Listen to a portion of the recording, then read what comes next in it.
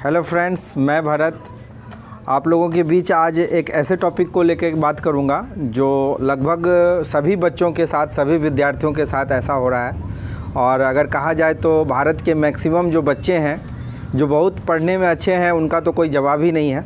वो बहुत अच्छे पढ़ के आगे फील्ड में डॉक्टर, टीचर, इंजीनियर हर फील्ड में कुछ ना कुछ जॉब ले रहे हैं। लेकिन जो बच्चे पढ़ने में कमज़ोर हैं, जो एवरेज बच्चे हैं, उनका संख्या ज़्यादा है। चाहे वो भारत के किसी भी स्टेट से हो, किसी भी गांव से हो, कहीं से भी हो। तो जिस बच्चों का संख्या ज़्यादा है उस पर सोचना हमारा काम सबसे पहला फर्स्ट प्रायोरिटी होता है कि जिसका संख्या ज़्यादा हो उसको अच्छा करना है। जिसका संख्या कम है और वो अच्छे हैं वो तो बात सही है, बट जिसका संख्या ज़्यादा है, जो पढ़ने में वीक हैं, जो एवरेज बच्चे हैं, ये बच्चे एवरेज क्यों हैं? मेरा सवाल है कि ये बच्चे अगर एवरेज हैं तो क्यों हैं? ये बच्चे अगर कमज़ोर हैं तो क्यों हैं? इन सारे प्रश्न का अगर कारण ढूंढा जाए तो कहीं ना कहीं हमारा एजुकेशन सिस्टम है, कहीं ना कहीं हमारा एजुकेशन सिस्टम है। और इस एजुकेशन सिस्टम के वजह से ही बच्चे पढ़ाई को कमज़ोर समझ ले रहे हैं, बच्चे पढ़ाई को हार्ड ले रहे हैं, बच्चे पढ़ाई से दूर भाग रहे हैं। तो इसका मेरा कहने का मेन मकसद ये है कि हमारा जो पढ़ाने का सिस्टम है, जिस सिस्टम के ज़रिए बच्चों को पढ़ाया जा रहा है, जो सिस्टम से बच्चे टीचर जो हैं, टीचर तो बन जा रहे हैं, लेकिन वो जो बच्चे को सिखाना चाह रहे हैं वो सही वे में नहीं सिखा पा रहे हैं। यानी खुद को सीख करके टीचर बना लेना सही है, मतलब टीचर बन करके बच्चों को उसी वे में, जिस वे में हम सीखे हैं उसी वे में बच्चों को सिखाना, ये एक बहुत बड़ी कला की बात है। और ये चीज़ जब तक हमारा सही नहीं होगा कि जिस तरह से हम मेहनत करके सीखे हैं, स्टेप बाय स्टेप हर चीज़ को बहुत बारीकी से जाने हैं, सेम वे में बच्चों को भी सिखाना होगा।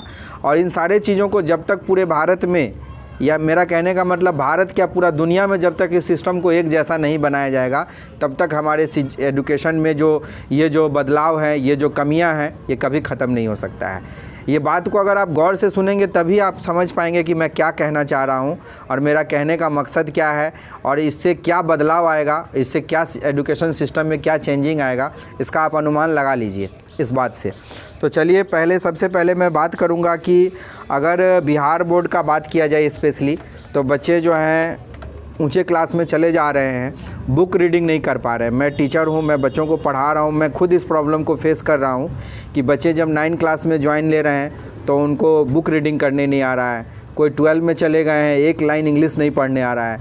कोई 11 में चले गए हैं, बिना किताब कॉपी खरीदे पास हो जाते हैं। ऐसे भी स्टूडेंट से मेरा भेंट मुलाकात होते रहता है कि बहुत बच्चे ऐसे हैं जो अपने लाइफ में कभी इंग्लिश का बुक नहीं खरीदे बट इंग्लिश में पास हो गए हैं। इंग्लिश में 45 मार्क्स आ गया, किसी का 50 मार्क्स आ गया, किसी का 70 मार्क्स आ गया, पता नहीं। तो ये सिचुएशन है हमारे बिहार राज्य का। और इंग्लिश को बिहार राज्य में क्लास 1 से लेके क्लास अप टू जो भी क्लास है, सभी क्लास में इंग्लिश को कंपलसरी किया जाए, ऐसा मेरा मानना है। तभी हमारा जो इंग्लिश का जो सिलेबस है और अच्छा हो पाएगा, बहुत अच्छा हो पाएगा। और लोग इंग्लिश के बर्डन को समझ पाएंगे तो इंग्लिश पढ़ेंगे।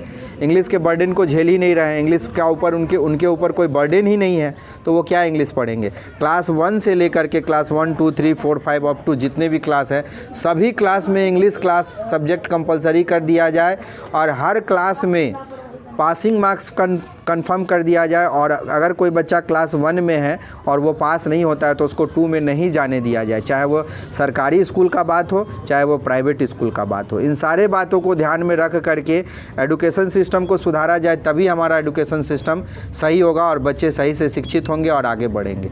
तो सबसे पहला नंबर बात तो ये है कि कोई भी बच्चा अगर मान के चलिए पढ़ने लिखने में कमज़ोर है, तो वो क्यों कमज़ोर है? क्योंकि उसे पहले बेसिक चीज़ 1, 2 मैं 3 लेता हूँ। बेसिक, चाहे वो किसी भी मीडियम का स्टूडेंट हो और उसका स्टेट लैंग्वेज कुछ भी हो, क्षेत्रीय भाषा कुछ भी हो, रीजनल लैंग्वेज उसका कुछ भी हो, मान के चलिए सबसे पहला नंबर बात तो हमारा जो मातृभाषा है भारत देश का, वो हिंदी है। तो हिंदी हमें शुद्ध लिखना, पढ़ना और बोलना आना चाहिए, पहला स्टेप। दूसरा स्टेप है कि हम लोग इंग्लिश लैंग्वेज को कंपलसरी हम लोगों का इसलिए है क्योंकि इसको सेकेंड लैंग्वेज के रूप में पूरे इंडिया में हम लोग इंग्लिश को सेकेंड लैंग्वेज के रूप में यूज़ करते हैं। और विदाउट इंग्लिश कुछ भी नहीं हो पाएगा क्योंकि हर जगह इंग्लिश का ज़्यादा बोलबाला है। और इंग्लिश सीखना भी बहुत कंपलसरी है क्योंकि इंग्लिश के बगैर कोई भी काम नहीं हो पा रहा है। तो सेकेंड लैंग्वेज है, इसलिए इंग्लिश को भी जानना ज़रूरी है। तो जिस चीज़ को जानना ज़रूरी है उस चीज़ को बचपन से क्यों नहीं बताया जाता है? क्यों बिहार में इंग्लिश को 1 क्लास से लेकर के 10 क्लास तक पास और फेल होना कंपलसरी नहीं है? ये क्या जो बिहार बोर्ड का जो सिलेबस बनाया है उनको इस बात का समझ नहीं है? जो हमारे एजुकेशन सिस्टम, जो हमारे शिक्षा मंत्री हैं, क्या उनको ऐसा नहीं लगता है कि हमारे बिहार में इंग्लिश को कंपलसरी नहीं किया गया इसलिए इंग्लिश का ये हाल है? क्या हमारे शिक्षा मंत्री को इस बात का एहसास नहीं है? बट इस चीज़ को सही नहीं किया जा रहा है। इसको सही किया जाए, मेरा उनसे अनुरोध है, ये रिक्वेस्ट है।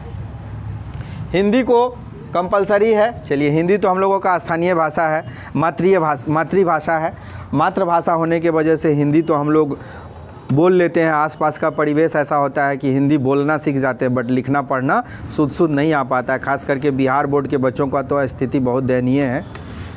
तो हिंदी, इंग्लिश, पहले इन सब लैंग्वेज को लिखना पढ़ना और बोलना अच्छा से सीखा जाए, और देन आफ्टर मैथ जो है, मैथ में बेसिक चीज़ जितने भी होते हैं इसको पहले बच्चों को अच्छे से सिखाया जाए।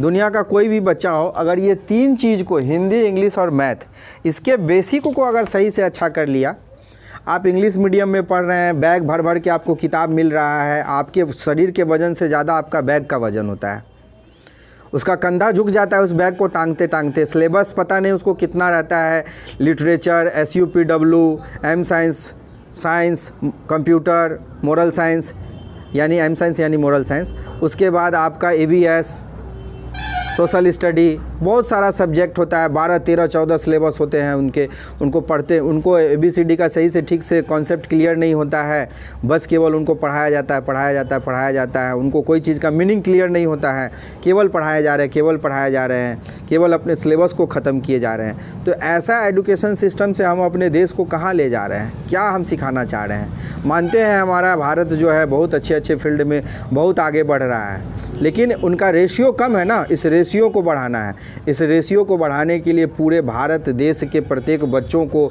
सही वे में शिक्षित करना होगा, और सही वे में शिक्षित करने के लिए सबसे पहला स्टेप होता है कि उन्हें हिंदी, इंग्लिश और मैथ का बेसिक नॉलेज जो है बच्चों को ऐसा देना चाहिए कि वो 3 चीज़ को इतना स्ट्रॉन्ग कर ले, एटलीस्ट कम से कम क्लास 3 तक, 4 तक इतना स्ट्रॉन्ग कर ले, हिंदी लिखना पढ़ना बोलना, इंग्लिश लिखना पढ़ना बोलना, और मैथ में बेसिक 1 से 100 तक जोड़ घटाव गुना भाग लसो मौसो लाभ हानि जो भी है, मतलब छोटा मोटा कॉन्सेप्ट जितने भी हैं, इन सारे चीज़ों को इतना डीपली बनाया जाए, इतना डीपली प्रैक्टिस कराया जाए कि हमारे जो देश के बच्चे हैं, भारत देश के बच्चे, बिहार राज्य के बच्चे, हर जगह के बच्चे, वो इसको इतना डीपली सीख लें। और इस 3 सिलेबस पर विशेष रूप से फोकस किया जाए, ताकि ये 3 चीज़ अगर स्ट्रांग हो जाएगा तो उस बच्चे को आने वाले क्लास में कहीं कोई प्रॉब्लम नहीं होगा। क्योंकि हर विषय, या तो अगर हिंदी मीडियम से है तो उसे हर विषय हिंदी में पढ़ना है, इंग्लिश को छोड़ करके।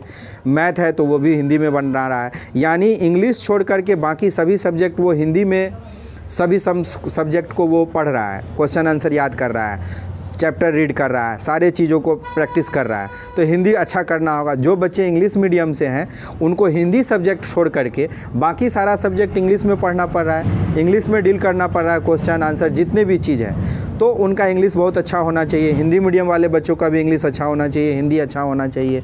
तो इन सारे चीज़ों को अच्छा करने का मेन मकसद क्या है कि पहले हिंदी का बेसिक, इंग्लिश का बेसिक और मैथ के बेसिक, इस 3 बेसिक को अगर पूरा भारत देश और पूरे भारत देश के टीचर और पूरे भारत देश के स्कूल, चाहे वो गवर्नमेंट स्कूल हो या प्राइवेट स्कूल हो, अगर इस 3 चीज़ पर विशेष रूप से फोकस करके बच्चों को फुल्ली स्ट्रॉन्ग कर दे, तो हाँ, बच्चों को कभी भी पढ़ाई हार्ड फील नहीं होगा, कभी भी उसको हिंदी से डर नहीं लगेगा, कभी भी उसको इंग्लिश से डर नहीं लगेगा। और कभी भी बच्चे जो बोलते हैं मैथ सर एक लाइन समझ में नहीं आता है, मैथ क्यों एक लाइन समझ में नहीं आता, हमारे आपके वजह से। क्योंकि मैथ को डीपली हम समझाएं ही नहीं। मैथ को 1 से 100 तक केवल सिखा देने से नहीं हुआ, बच्चों को ये डिफरेंस पता नहीं है कि 19 क्या होता है और 90 क्या होता है।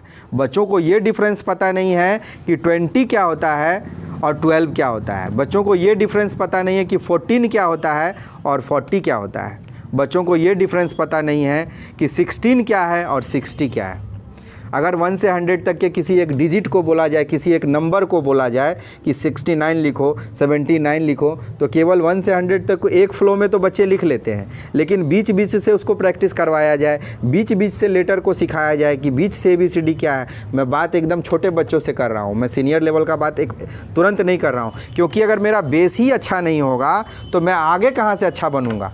तो पहले किसी भी चीज़ को जितना अच्छे तरीके से हो सके हर टीचर को ऐसा ट्रेनिंग दिया जाए, हर प्राइवेट स्कूल में, हर गवर्नमेंट स्कूल में इस सिस्टम को इतना अच्छा बनाया जाए कि उससे बेहतर एक ऐसा पैटर्न बनाया जाए और उस पैटर्न बेस पे एक बुक क्रिएट किया जाए, एक बुक बनाया जाए, एक बुक पब्लिश किया जाए कि हिंदी विषय को पढ़ने के लिए, बहुत अच्छे से पढ़ने के लिए पूरा इंडिया का टीचर मिल करके इस बुक को बनाया है। और इस बुक का volume 1, volume 2, volume 3, volume 4, volume 5 आप पार्ट बना दीजिए और उस बुक को हर स्कूल में कंपलसरी कर दीजिए, चाहे वो गवर्नमेंट स्कूल हो, चाहे वो प्राइवेट स्कूल हो। और उस बुक को फॉलो करने के लिए बोलिए जिसको पूरा इंडिया के टीचर जो मिल करके बनाए हैं। एक ऐसा सिस्टम बनाया जाए जिसको पूरा इंडिया फॉलो करे, एक ऐसा सिस्टम बनाया जाए जिसको हर स्कूल, गवर्नमेंट स्कूल फॉलो करे, एक ऐसा सिस्टम बनाया जाए जिसको हर प्राइवेट स्कूल फॉलो करे। जिस तरह से इस मार्कर को बनाने का एक फ्रेम है, इस मार्कर को बनाने का सिस्टम एक ही है, चाहे दुनिया का कोई भी कंपनी बनाएगा तो उसको उसी प्रोसेस से बनाएगा जैसे इस मार्कर को बनाया गया है। तो एक ऐसा फ्रेम बनाया जाए, एक ऐसा स्ट्रक्चर बनाया जाए, एक ऐसा फॉर्मूला बनाया जाए जिस फॉर्मूले के आधार पर बच्चों को हिंदी सही से सिखाया जाए, उस फॉर्मूले के आधार पर बच्चों को इंग्लिश सही से सिखाया जाए, उस फॉर्मूले के आधार पर बच्चों को मैथ सही सिखाया जाए। बच्चों को पास होने के मकसद से पढ़ाई ना करवाएं, बच्चों के ज्ञान को बढ़ाने के मकसद से बच्चों को पढ़ाई करवाया जाए। बच्चों को पास और फेल होना मायने नहीं रखता है, बच्चा कितना ज्ञान ले रहा है, बच्चा कितना सीख रहा है। बच्चा कागज़ में फर्स्ट डिवीज़न, नॉलेज में 0 डिग्री, बच्चा कागज़ में स्टार मार्क्स, नॉलेज में 0। ऐसा नहीं होना चाहिए। कागज़ में 0 रहिए, नॉलेज में 100% रहिए, नॉलेज से काबिल बनिए आप, नॉलेज आपका स्ट्रांग होना चाहिए। आप किस फील्ड में कितना नॉलेज रखते हैं ये मायने रखता है।